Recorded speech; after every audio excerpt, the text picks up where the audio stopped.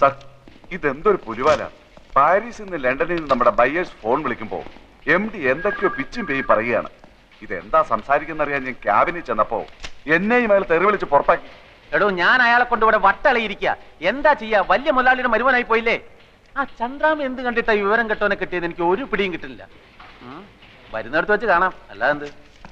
അതായത് സാറിന്റെ കമ്പനിക്ക് എന്റെ കമ്പനിയുടെ തുണി തരാം.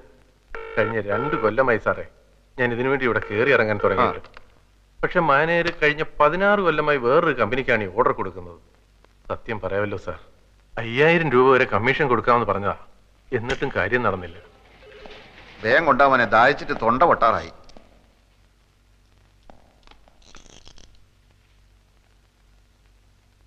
പഞ്ചാര കൂടുതലാണ്, നന്നാറി എസൻസ് ചേർത്തിട്ടില്ല.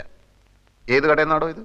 പോസ്റ്റ് ഓഫീസിനടുത്തുള്ള ആ ഹമുക്കിനോട് ചെന്ന് പറ, ഇങ്ങനെയല്ല ഗ്രേപ്പ് ജ്യൂസ് ഉണ്ടാക്കാൻ. ഓൻ അറിഞ്ഞൂടെങ്കിൽ ഇങ്ങോട്ട് വരാൻ പറ, നമ്മൾ പറഞ്ഞു കൊടുക്കാം. നാരങ്ങ പിഴിഞ്ഞിട്ടില്ലെന്ന്.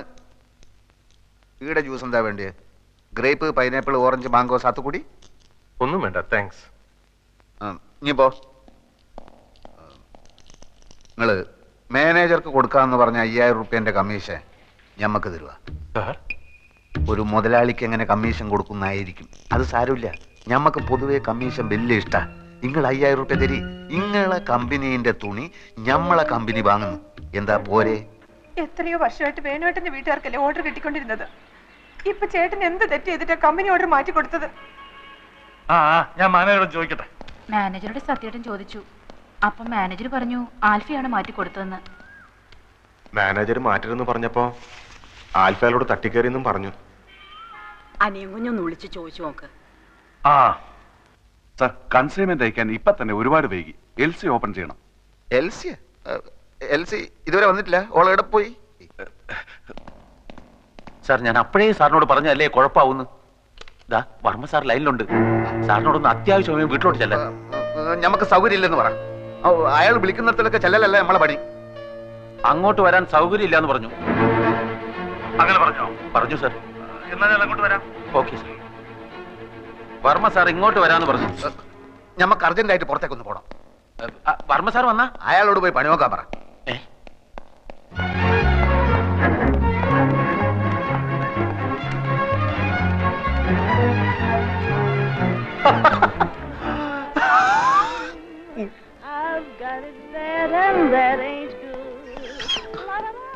ഇനി ഇവിടെ ഇരുന്ന് സുഖിക്കാണല്ലേ? ഞമ്മളെ കൊണ്ട് കഴിയില്ല ഇനി ഇവിടെ ഇരിക്കാൻ. ആകെ കുലുമാല്. മനുഷ്യന് മനസ്സിലാവാത്ത ഭാഷയിൽ എഴുത്തും കുത്തും വർത്താനോ. ഫോണെടുത്ത് പോയാ മുഴുവൻ മുടിഞ്ഞ ഇംഗ്ലീഷ്. കുറെ നായിന്റെ മക്കളെ നമ്മൾ പുളിച്ച് തെറി വിളിച്ച് എന്നിട്ട് രക്ഷയില്ല. നീ ഇപ്പൊ എന്തിനാ ഇങ്ങോട്ട് വന്ന്? താൻ എന്തെങ്കിലും അനാവശ്യം പറഞ്ഞിട്ടുണ്ടാവും, അല്ലാതെ വെറുതെ ചൂടാവുന്ന ആളല്ല. ഞാൻ വേണമെങ്കിൽ മാപ്പ് ചോദിക്കാം സാർ. ആദ്യം എന്താ ഉണ്ടായെന്ന് അറിയട്ടെ.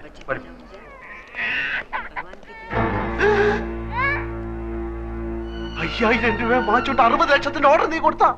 മൈമുന എന്റെ പളയെടുക്കാം. പിന്നെ വേറെന്താ വൈ? മൈമുനയുടെ എന്നെ കൊണ്ട് ഞാനിപ്പോ എന്ത് ചെയ്യും? ഒന്നുകിൽ ആ പണി വേണ്ടത്, എന്നിട്ട് കുറെ കാലത്തേക്ക് ലീവ് ഒന്നും എടുക്കേണ്ട കാര്യമില്ല. ആൽഫയുടെ അറിവുകൾ കൊണ്ട് സംഭവിച്ചതാണല്ലോ. ഇത്രയും നാള് ആ ഓർഡർ കിട്ടിക്കൊണ്ടിരുന്നത് നമ്മുടെ ഇന്ദുവിന്റെ ചേട്ടനാ.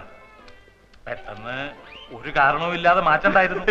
അവർക്കും വിഷമമുണ്ട്. എനിക്കത് അറിയില്ലായിരുന്നല്ലോ. മാനേജർ പറഞ്ഞില്ലേ? മാനേജർ ഒരു കാര്യം എന്നോട് തുറന്ന് പറയാറില്ല അങ്കിൾ. ആ മാനേജർ എന്ത് ചോദിച്ചാലും കുറെ പേപ്പർ എടുത്തിട്ട് അവിടെ ഒപ്പിട് ഇവിടെ ഒപ്പിട് എന്ന് പറഞ്ഞുകൊണ്ടിരിക്കും. അത് തനിക്കെങ്ങനെ അറിയാം? താനാരാ? എന്റെ ക്ലോസ് ഫ്രണ്ടാണ്. ഞാൻ എല്ലാ കാര്യവും ഇയാളായിട്ട് ഡിസ്കസ് ചെയ്യായിരുന്നു. ചന്ദ്രനെ കാണാൻ വന്നതാണ്. ഏതായാലും കഴിഞ്ഞതൊക്കെ കഴിഞ്ഞു. ആൽഫിക്ക് വല്ലാതെ ദേഷ്യം വന്നു എന്നൊക്കെ അറിഞ്ഞു. അതാണല്ലോ അയാൾ പോയി പണി നോക്കട്ടെ എന്നൊക്കെ എന്നെ പറ്റി പറഞ്ഞു. മാനേജറുള്ള ദേഷ്യം കൊണ്ട് പറഞ്ഞ. അതെനിക്ക് തോന്നി. ആൽഫി വരൂ, അയാൾ പുറത്ത് നിൽപ്പുള്ളൂ. ഞാൻ വരില്ല. എനിക്ക് അയാളുടെ മുഖം കണ്ട് എന്റെ കൺട്രോൾ പോവും. അതെന്താ? എന്നോട് ക്ഷമിക്കണം, ഞാൻ അയാളെ കാണില്ല. ഞാനയാളെ കാണില്ല. എനിക്ക് അയാളെ കാണുന്നുണ്ടാ? അയാൾ മാപ്പ് പറയാനാണ് വന്നത്. കുറ്റവാളികൾക്ക് മാപ്പ് കൊടുക്കുന്ന വകുപ്പ് എന്റെ നിയമപുസ്തകത്തിലില്ല. അയാളെ തല്ലാനായി എന്റെ കൈകൾ ധരിച്ചപ്പോഴാണ് ഞാൻ ഇറങ്ങി ഓടിയത്. വീണ്ടും അയാളെ ഇവിടെ വെച്ച് കണ്ടാൽ എനിക്ക് അയാളെ കണ്ട. ഞാൻ മാനേജ് ചെയ്തോളാം. എനിക്ക് അയാളെ കണ്ട. ഞാൻ മാനേജ് ചെയ്തോളാം. ഓക്കെ, ഞാനില്ല ഇവിടെ. ഓക്കെ, ഞാൻ വിചാരിച്ചത് ശരിയാണ്. തന്റെ ഉള്ളു കുഴപ്പങ്ങൾ. ഇനി എന്തെങ്കിലും പ്രശ്നം ഉണ്ടായാൽ താൻ എന്നെ അറിയിച്ചാൽ എന്റെ കയ്യിൽ തെറ്റുണ്ടെങ്കിൽ ഞാൻ മാപ്പ് ചോദിക്കും സാർ. എനിക്ക് അയാൾ ആകെ ടെൻസ്ഡ് ആയിട്ട് നിൽക്കുകയാണ്. മാപ്പ് ചോദിക്കുന്നതൊക്കെ ഓഫീസിൽ വെച്ച് സൗകര്യം പോലെ മതി. ഇല്ല സാർ, ഓഫീസിൽ മറ്റു സ്റ്റാഫുകളുടെ മുന്നിൽ വെച്ച് ഇൻസൾട്ട് ചെയ്താൽ എനിക്കത് മാനക്കേടാണ്. ഇവിടെ വെച്ചാവുമ്പോ എന്ത് വേണമെങ്കിലും പറഞ്ഞോട്ടെ, തല്ലുന്നെങ്കിൽ തല്ലി. Mister Raveendran, sir sir sign ചെയ്താലേ അക്കൗണ്ടന്റ് പണം അടയ്ക്കൂന്ന് പറഞ്ഞു. സാർ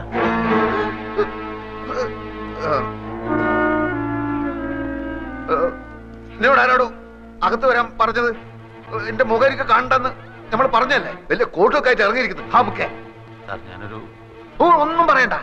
ഞാൻ ആൽഫി ആയതുകൊണ്ടും അപ്പു എന്റെ ചങ്ങാതി ആയതുകൊണ്ടും നമ്മൾ പറയാണ്, ഇവൻ എന്ത് ആഫീസിൽ നടന്നാലും അപ്പ പൊരയിലേക്ക് വിളിച്ചു പറയും. മേലാൽ എന്റെ ആഫീസിൽ നടക്കുന്ന കാര്യങ്ങൾ പൊരയിലേക്കോ മറ്റോ വിളിച്ചു പറഞ്ഞാൽ നമുക്ക് ഒന്നുകിൽ ഞാൻ അല്ലെങ്കിൽ ഒരാൾ മാത്രമേ ആഫീസിൽ ഉണ്ടായി നോക്കിക്കോളൂ. സാർ ചന്ദ്രാമയോട് ചോദിക്കും സാർ. 9 വർഷമായി ആത്മാർത്ഥമായി ജോലി ചെയ്യാണ് ഞാൻ. ഒരു കംപ്ലൈന്റും കേൾപ്പിച്ചിട്ടില്ല.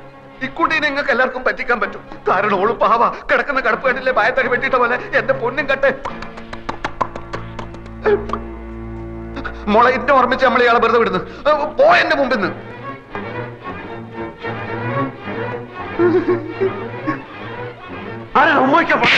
അങ്ങനെ പോകരുത്.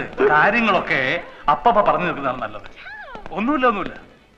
ഒരു കാര്യം മാത്രം, ഓഫീസിൽ വെച്ച് ഇയാളോട് ദേഷ്യപ്പെടരുത്. നമുക്കൊക്കെ ഒരു കൊച്ചു ജീവിതമല്ലേ ഉള്ളൂ. അത് പിണങ്ങാനും വെറുക്കാനും ഉപയോഗിക്കുന്നതിന് പകരം ഇണങ്ങാനും ഇഷ്ടപ്പെടാനും ഉപയോഗിക്കുന്നതല്ലേ കൂടുതൽ ഉചിതം. എന്തു പറയുന്നു? എന്താ ഫ്രണ്ടിന്റെ പേര്? അപ്പു. ഓക്കെ, എല്ലാം ഇതോടെ അവസാനിച്ചു. രക്ഷപ്പെട്ട് മേലിൽ എന്നോട് ചോദിക്കാതെ ഓഫീസിൽ ഒരൊറ്റ കാര്യം ചെയ്തു പോരുത്. ലോണൊന്നും കിട്ടുന്നിടം വരെ നമ്മളിപ്പോ എങ്ങോട്ട് പോകണം? ഓഫീസിൽ പോടാ. ഓഫീസിൽ പോടാ. പോടാ. അയ്യേ.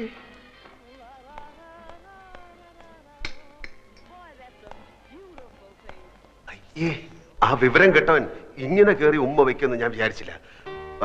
കൂടെ ഉണ്ടായിരുന്ന മാനേജർ എന്റെ അളിയനാണ്. അതുകൊണ്ട് എനിക്ക് കേറി പിടിക്കാനും പറ്റിയില്ല. സാരമല്ല, ഇത് തുടച്ചാ പോകും. അയ്യേ, എന്തിനാ കരയുന്നത്? ഇങ്ങനെയുള്ള കാര്യങ്ങളിലൊക്കെ കരഞ്ഞാല് എന്റെ കാര്യം ഒന്ന് ആലോചിച്ച് നോക്കി. ജീവിതകാലം മുഴുവൻ കരയേണ്ടവനല്ലേ ഞാൻ. ഞാനത് ഹാപ്പി ആയിരിക്കുന്നു, ഒരു കുഴപ്പമില്ല. പക്ഷെ അവൻ കാണിച്ചത് തെറ്റാണ്. എന്നാലും നമ്മള് ഇങ്ങനെയുള്ള സിറ്റുവേഷൻ നമ്മൾ സ്ട്രോങ് ആയിട്ടിരിക്കണം. അല്ല,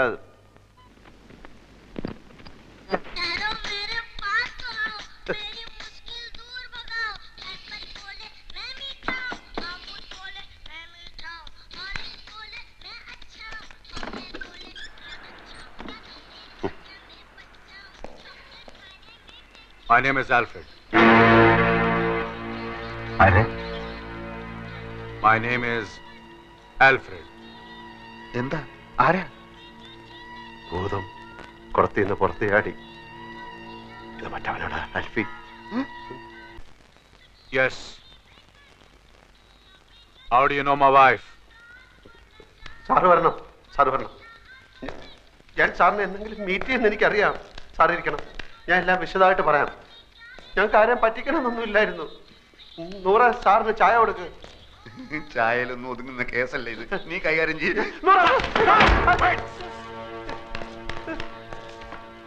How do you know my wife? സാറിന്റെ ഭാര്യ ഞങ്ങൾക്ക് വഴിയിൽ ആക്സിഡന്റ് കിടന്ന് കിട്ടിയതാണ്. നാട്ടുകാരെടുത്ത് തലയെ വെച്ച് ചെന്നപ്പോ ആശുപത്രി കൊണ്ട് ചെന്നപ്പോ ഹസ്ബൻഡ് ആണെന്ന് ചോദിച്ചപ്പോ അവരെല്ലാം കൂടെ ഹസ്ബൻഡ് ആക്കിയപ്പോ ഒരുപാട് കോളത്തെ ഹസ്ബൻഡ് ആണെന്ന് പറഞ്ഞ് ഒപ്പിടാൻ പറഞ്ഞപ്പോ ഹസ്ബൻഡ് ആയി പോയതാണ്. അങ്ങനെ ലോൺ കിട്ടാൻ വേണ്ടിട്ട് ഒരു നാടകം കളിച്ചു പോയതാണ്. അല്ലാതെ I am not a cheat. I'll call the police. പോലീസിനെ വിളിക്കുന്നു. Okay, now explain everything nice to ചേട്ടാ, me. ഗതികെട്ട ഒരു പയ്യന്റെ മനസ്സ് ചേട്ടെങ്കിലും മനസ്സിലാക്കണം. എന്നോട് മാപ്പാക്കണം. ഓനോടൊന്നും തുറന്നു പറയല്ലേ. ഓ നമ്മൾ വിചാരിക്കുന്ന ആൽഫ്രഡ് അല്ല. പിന്നെ ആരാടാ? ഇവന് വട്ട. ഇവന്റെ ഭാര്യ ഏതോ കിണറ്റിൽ വീട് ചത്തു, അങ്ങനെ വട്ടായതാണ്. ആസ്പത്രി കൊണ്ടുപോകുന്ന വഴി കാറിന്ന് ഇറങ്ങി ഓടി ഇങ്ങോട്ട് കയറിയതാ. പിടിച്ചോണ്ട് പോടോ ഇവനെ. Please, you take care of my wife. You know my wife. You know my wife. You please take care of her. Take care of her. I get a lot of things from America. She's a very nice girl. I love her very much. I love her. You take care of my wife. I love her very much. I love my wife. കാലത്തിന് ഒരു കോട്ടിട്ട ബട്ടന്റെ കാലുമല വീഴേണ്ട വല്ല കാര്യം ഉണ്ടായിരുന്നു? കാര്യങ്ങളുടെ പോക്ക് ഇങ്ങനെയാണെങ്കിൽ ആ പോയവന്റെ കണ്ടീഷനായി പോകും ഞാനും.